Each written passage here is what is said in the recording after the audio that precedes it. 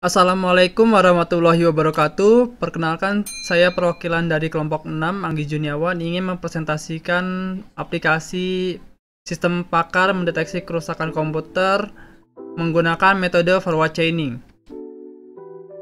Ini adalah anggota kelompok 6, mulai dari saya, Anggi Juniawan, pembuat aplikasi. Terus ada Anggi Ayu Alienda, pembuat poster, ada Farul Ramadan, pencari referensi, ada Anton Purnomo, pembuat PPT, ada Bayu Adi Nugroho, editor video, ada M. Ari Aditya Ramadan, pencari referensi.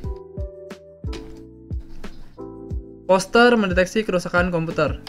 Di sini ada poster covernya, dan ini ada poster forward chaining. Kita coba klik biar memperbesar dulu.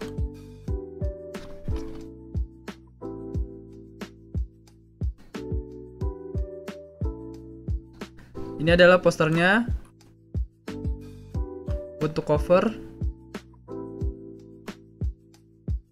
Lalu ini untuk forward chaining.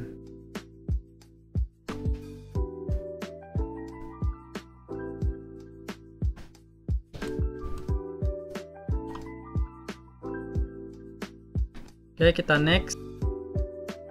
Flowchart. Ini adalah flowchart dari aplikasi yang kami miliki, mulai dari menampilkan halaman output, memeriksa, lalu menghasilkan diagnosanya. Manfaat yang ada di aplikasi ini adalah dapat memberikan info mengenai kerusakan pada komputer seseorang sehingga orang tersebut tidak perlu datang ke tempat servis. Jadi sebelum kita mengetahui dari tukang servisnya, kita sudah tahu lebih dulu kerusakannya apa pada komputer kita, sehingga kita bisa tahu apa yang harus kita lakukan untuk pertolongan pertamanya, istilahnya gitu ya. Oke, ini adalah aplikasi mendeteksi kerusakan komputer berbasis web. Kita klik dulu, ini gambar. Untuk aplikasi web ini juga sudah berbasis online ya, jadi bisa diakses oleh semua orang dengan menggunakan layanan internet. Oke, di sini kita sudah muncul. Di sini ada kelompok SBP. Ini ada about. About ini adalah orang-orangnya, anggota kelompoknya ya. Ada Anggi, Ayu, Fahrul, Anton, Emaria, Bayu. Back to menu. Nah, di sini kita coba untuk memilih 3 dulu. Jika kita cek kerusakan, maka hasil diagnosanya kerusakan pada RAM. Dan di sini juga kita bisa memainkan gambarnya biar kita tahu, oh ini itu RAM ya gitu. Biasanya disebabkan ini oleh tegangan listrik ya yang tidak stabil, dan slot RAM itu mengalami gangguan atau kerusakan. Nah, solusinya bersihkan RAM dengan penghapus. Yang dibersihkan itu yang kuningan ini ya. Kuningan ini. Jika belum berhasil, sebaiknya mengganti RAM yang baru. Nah, ini kita back lagi. Coba kita pilih data file rusak, lalu tidak bisa copy dan reading file. Nah, di sini sudah jelas harddisknya yang rusak ya. Disebabkan karena komputer itu suka dimatiin langsung gitu ya, nggak langsung di shutdown, tapi langsung dicopot aja colokannya, jadi langsung mati seketika. Itu yang bakal mengalami kerusakan pada harddisk.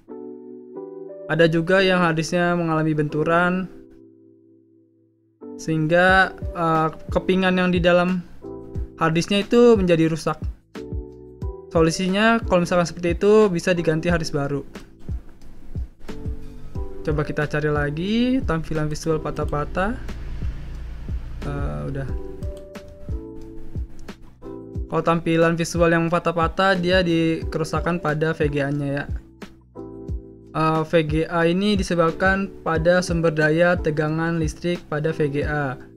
Terus banyak juga debu. Jadi kita tuh kalau misalkan punya komputer, sebaiknya rutin ya, bisa sebulan sekali atau 2 minggu sekali untuk pembersihan komputer, sehingga tidak mengalami kerusakan pada bagian-bagian tertentu. Oke, kalau misalkan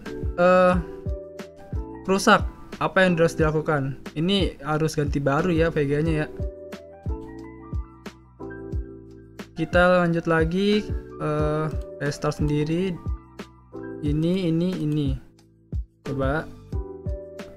Oke, kalau misalkan itu kita mengalami motherboard rusak disebabkan tegangan listrik yang tidak stabil, IC komponen terbakar, overheat pada komponen CPU.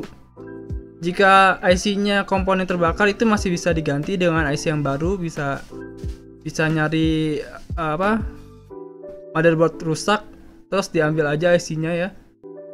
Terus jika tegangan supply listrik tidak stabil, biasa itu kena di bagian power supply-nya, sehingga kena di motherboard.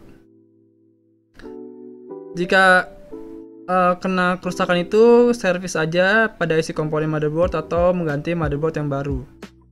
Rata-rata motherboard yang second itu seharga 1,5, tergantung core berapanya ya, core i5 atau berapa gitu. Harganya tergantung core. Lanjut lagi, kita RAM udah, motherboard udah, hard disk, terus apa lagi? Oh ini, kipas power supply dan lampu indikator tidak nyala. Ini sudah jelas kalau kipas power supply-nya mati, berarti kerusakannya pada power supply. Lalu disebabkan gangguan listrik, kabel putus, power putus, atau bahkan saluran listriknya putus. Power supply mengalami kerusakan, bisa drop, nyala sebentar terus mati, dan bisa mati total. Solusinya ganti power supply yang support dengan motherboardnya, karena power supply kan ada wattnya ya. Kalau misalkan tidak support ya bakal mengalami gangguan ke bagian-bagian menu lain. Oke, kalau misalkan kita pilih semuanya, kita pilih ngasal, kira-kira apa yang terjadi? Yang terjadi maka kerusakan ini tidak diketahui ya, karena dia milihnya ngasal. Diagnosa tidak diketahui. Pilih sesuai kerusakan pada komputer Anda, pilih sesuai kebutuhan. Kalau pilih semuanya, saya pusing. Oke. Kesimpulan dari aplikasi ini adalah sebagai layanan untuk masyarakat agar dapat mengetahui kerusakan yang ada pada komputernya. Jadi sebelum kita membawa ke tukang servis, lebih baik kita cek dulu di website ini apakah masih bisa kita handle atau tidak. Kalau misalkan memang tidak bisa kita handle, baru kita bawa ke tukang servis. Seperti itu kesimpulannya. Oke, sekian dari kelompok kami, kurang lebih mohon maaf. Wassalamualaikum warahmatullahi wabarakatuh.